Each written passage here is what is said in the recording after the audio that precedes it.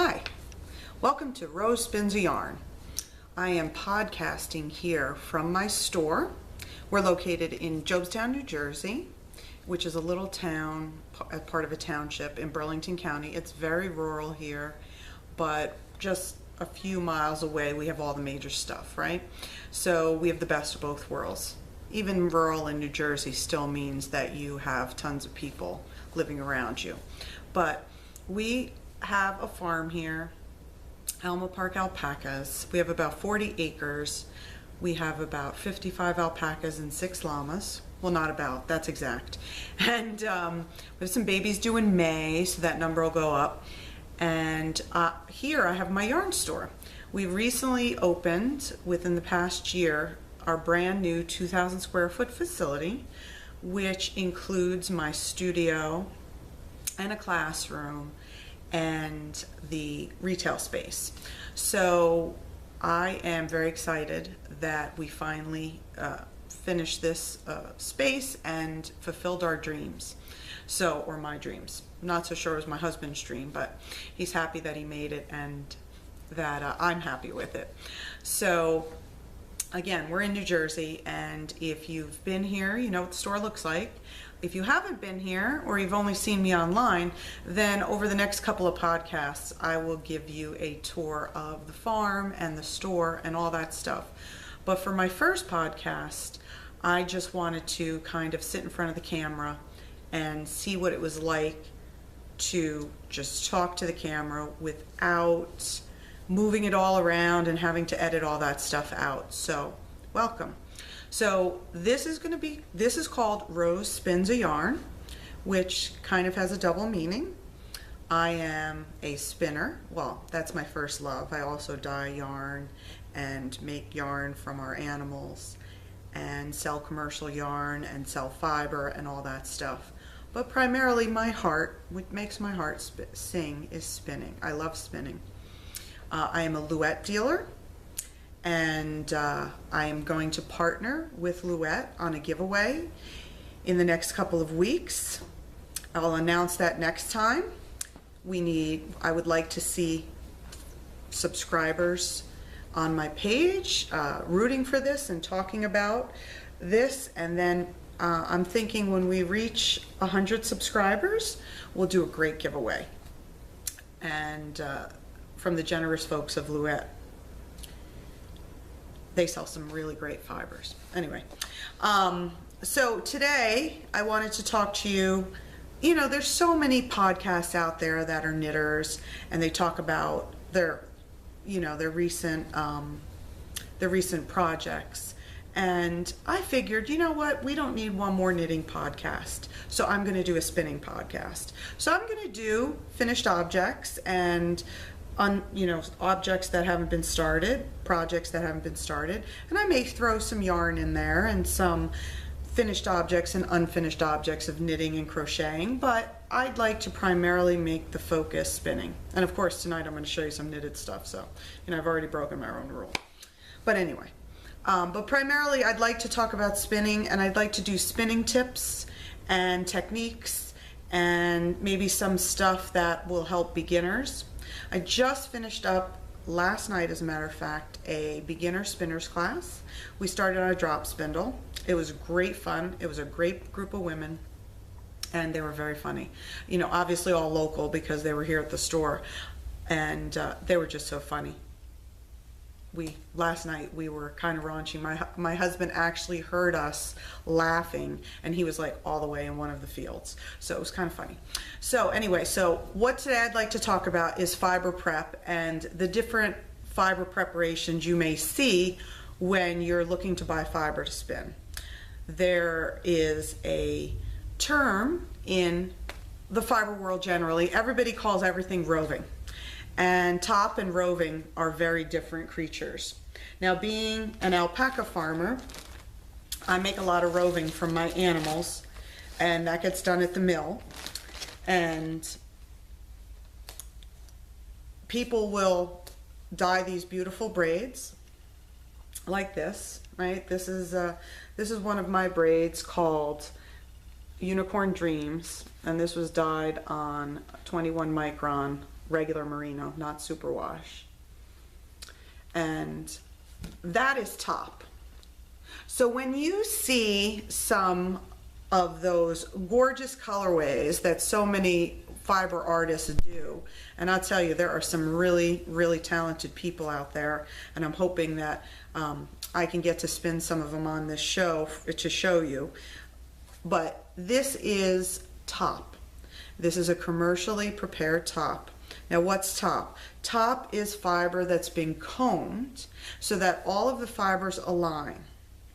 And we're going to talk about woolen and worsted, not worsted weight yarn, but spinning worsted in another episode. But this is top. So when folks say, oh, I'm going to dye up some roving, they generally mean this. Because roving is typically very difficult to dye and keep its uniformity like top. Top is very easy to braid and make very pretty, and people normally put it in the circles.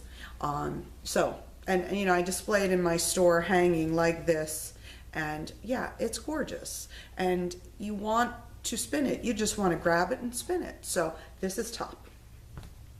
The next preparation, which I've touched on, is roving. Now roving is off of the carding process. Again, combed, top, roving, carded. Now, roving comes from two ways. It can come from two ways. Either you have a drum carder and you pull it off with a diz, you make roving, or it comes from a mill, which is where most of my roving comes from. I don't actually pull my roving off a drum carder because I'm just not really that good at it. I know people who do a really good job. For me, it never looks really nice. So any of the roving that I sell in my store is from the mill, from my animals, or sheep that there's a Pennsylvania sheep breeder and a New Jersey sheep breeder that I buy wool from, and I have their products in my store, and I make roving out of their wool as well. So any roving that you see in my store is made from animals that either I or my friends own, and it's made at the mill. So I use a single mill pretty much to do all my roving and all my processing and all my yarns. So you will see pin drafted roving primarily because the pin drafting makes it straighter and makes it loftier, and I'll tell you what, it is just such a pleasure to spin pin drafted roving.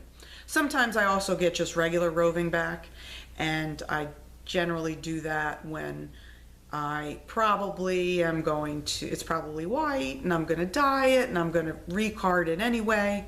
But if I'm just going to sell the roving just as it is, it's going to be pin drafted at the mill. Now this is a roving blend, so you'll see this, if you could see that.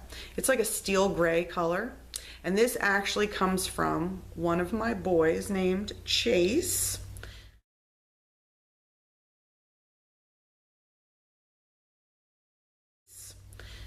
See, and Chase is black, and when I mixed some merino and some cultivated silk, it made it kind of steel gray. And I'll tell you what, this is so luscious to spin. I actually, which I forgot to grab, I actually did a similar batch a few years ago with another animal named Tomato, and I spun that and entered it into the New Jersey Sheep and Wool Festival, and actually won first place. So I'll make sure that I show you that skein next week. It's just so fun to draft, and it kind of drafts itself. It just spins beautifully. It's got a lot of air in it, and as you can see, you know, and it holds together. Now, of course, it doesn't hold together enough that I would be able to braid it all pretty in a singular stretch. Maybe if I looped it together, I could braid it. But typically, it's very rare you see braids of roving in stores or online. Typically, the braids that are all dyed and pretty are top. So there's some roving. And that's actually a 70% baby alpaca made exclusively from a boy named Chase, 20% merino, and 10% cultivated silk. It's a really awesome blend. Right now I have at the mill this exact blend in different colors. So I have a fawn there, I have a brown there, I have a white there, and I think I might have a rose gray there. I'm not sure how that's going to come out because it wasn't a rose gray animal. I blended a couple of fibers, so we'll see how that turns out. So we've talked about top and we've talked about roving. Now we're going to talk about Rolags. Rolags! I love Rolags! Rolags! Little worms. Okay, so what's a Rolag? So a Rolag it's traditionally made on hand cards. Those hand cards. You know, some people call them punies, but punies are more specific to cotton. So fiber people that spin wools and alpaca use the word Rolag. So a Rolag, I mean, it's so nice to draft. Look at that. Look at that. It just spins. I just love Rolags. I love spinning with Rolags.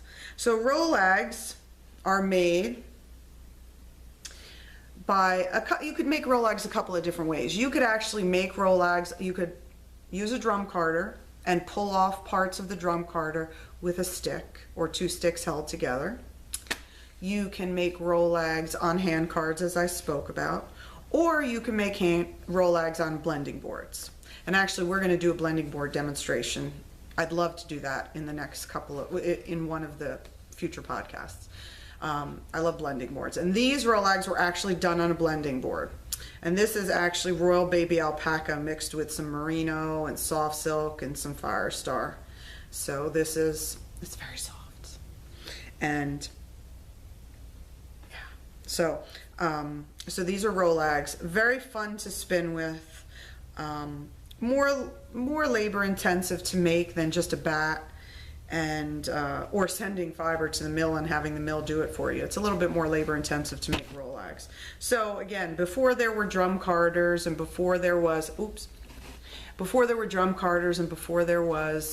commercial industrial equipment, people used hand cards, and this is pretty much what they got, is a Rolag to spin from. And last but not least is bats, which is my specialty. So here's a bat. This is an art bat. It's a textured art bat. It's got a bunch of different fibers in it, as you can see. Can you see? And this is called Caribbean Coral. This is one of my repeatable regular colorways in my store. And I'm going to open this up for you so you can see. Okay. So I tie my bats so they look like nice little jelly rolls. Yeah. So I'm going to open this up. And this is actually, so you know, here's me. And this is actually 40% merino, and I use non-superwash merino. It is feltable. A lot of people buy my bats to felt with as well. Non-superwash merino, 40%. 20% baby alpaca from our animals. 15% bamboo. 5% silk noil. 5% soft silk, 10% fire star, and 5% Angelina. This is a very sparkly bat. There's a lot of sparkle in this. It has Angelina and fire star. And soft silk is silk waste, which is carded really well, so it's really nice and airy. And then silk noil is really what gives this bat texture. So look at that. So I'm just gonna open it up the whole way. And this is how the bat comes off the drum carder.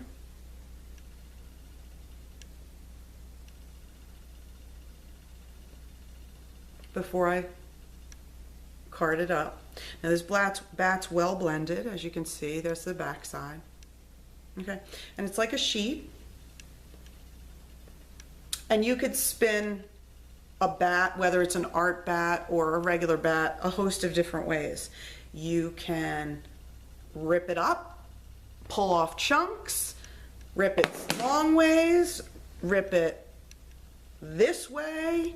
You could do so many different things. You could just start drafting from here, or you can roll it up I'm getting sparkle all over me. You can just roll it up and you can pull it all out and make it kind of like a roving. Not a true roving, but you can make it a roving and you could spin it like that. So this particular bat, because it is a mishmash of colors, I am going to pull it out like this and I'm going to spin it like that, kind of like a big fat rolag, because that's the way I like to spin art bats. Now if it was a striped art bat, striped color, and I wanted to keep the colors, I probably would split it lengthwise, but this is, you know. So this is a 2-ounce bat, and I am going to have this be the start of my project. So I will be casting on, so to speak, on my wheel tomorrow or Tuesday, probably Tuesday, to make some yarn. And if you tune in next week, I will have the finished yarn for you. Probably before it's soaked and set, but I'll definitely have the finished yarn plied. 2-ply, I'm going to do a 2-ply worsted weight, even, nice. It's going to have some texture, but it's going to be nice and even. And so tune in next week and see what that looks like. I haven't spun that bat in a while.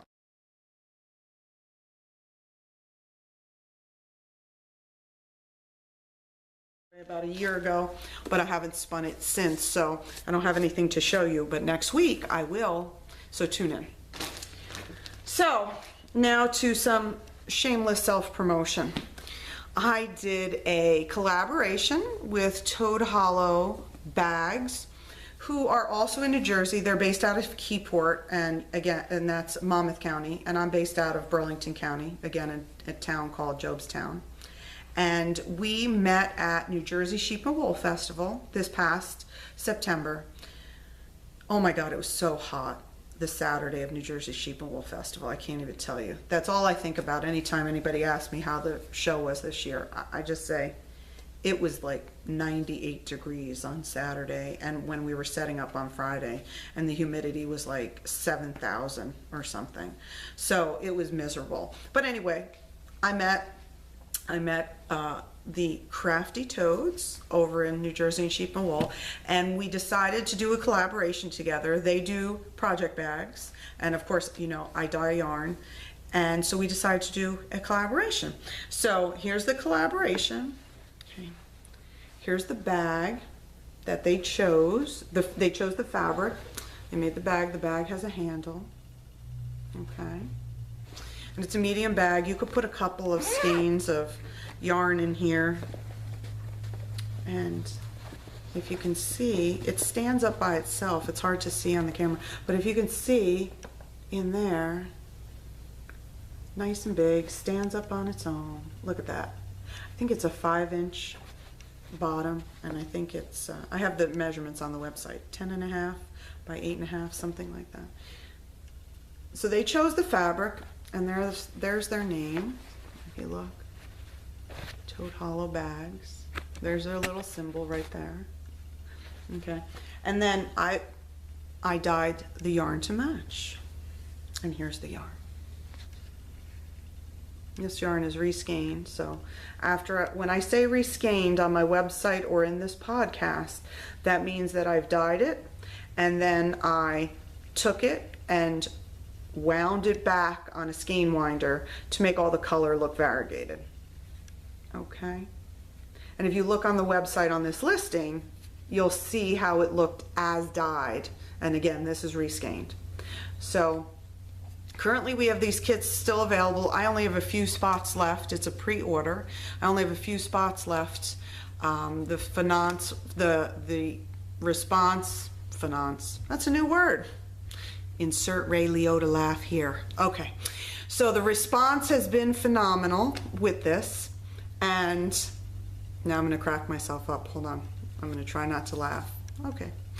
Response has been phenomenal, and I only have a few spots left. So if you go on my website, you can pre-order this. The first kits are going to go out November 15th, which is sometime next week. Or is it this week? Yeah, this week coming. No, it's actually Monday, isn't it? I think it's Monday. let's see, the election's oh no, it's next Tuesday because the election's the 8th, right? So yeah, it's next Tuesday. So a week from this Tuesday, a week from election day, the kits are going to start to go out. So again, and I'll show them together so you can see how they match. Let me sit back here so you can see. Okay.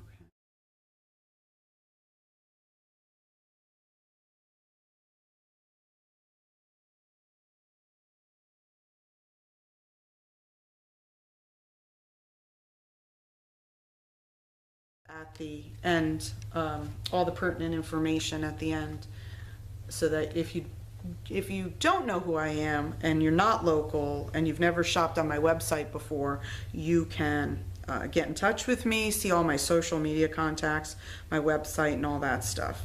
So, okay, so I said I wasn't going to do a knitting podcast, but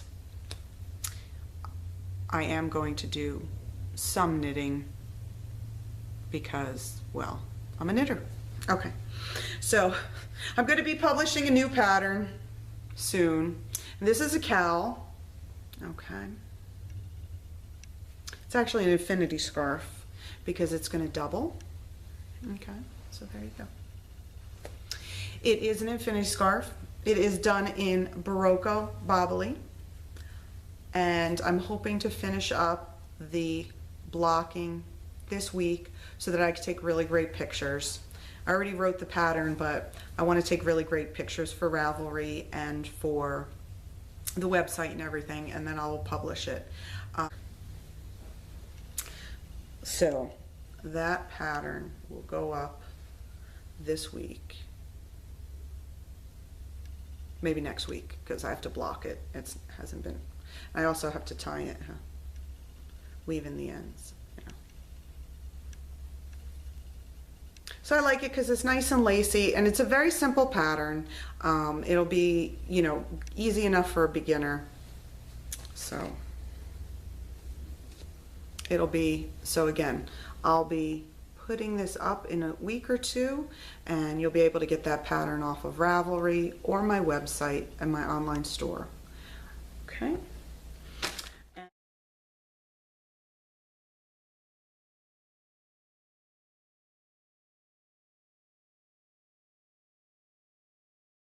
And I also did another thing, and I posted this online, and this is Barocco Gusto. Now, I wrote this pattern a while ago for my hand spun. I do a lot of thick and thin hand spun because people love that, and so I wrote this for thick and thin hand spun. But if you know Barocco Gusto, it is a thick and thin, big size. It's a bulky. I think it's considered extra bulky, and it is thick and thin and pretty cool. So I made this. That's really difficult to see because it's a dark colorway. Let's see, how's that look? Yeah. So I'll put a picture of that, like right here, or maybe right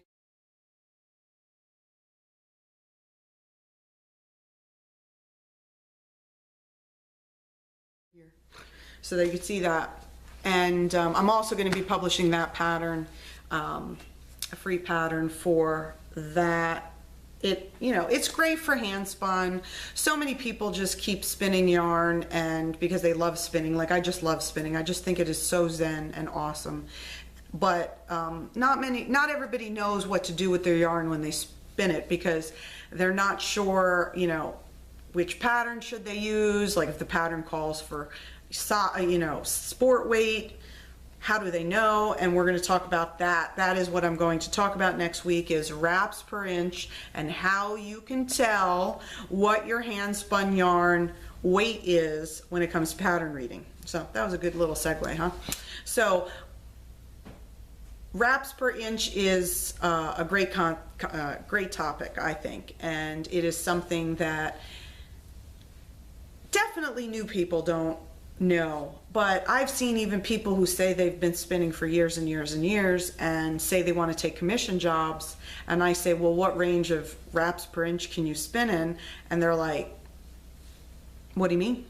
And so for me, I use a control card when I spin, which has the wraps per inch in there, so I could just do a quick little test to make sure that I keep, when I'm doing a commission spin and somebody says they definitely want this weight, DK worsted, whatever, sport fingering, I definitely want to keep track of that so that I know that I'm being consistent, and I give them the yarn that they asked for. When I do thick and thin or my art yarns, they pretty much, I do that spontaneous, and it is kind of like however the fiber wants to spin itself, basically, kind of one with the fiber, just going into the going into the flyer, going into the orifice rather.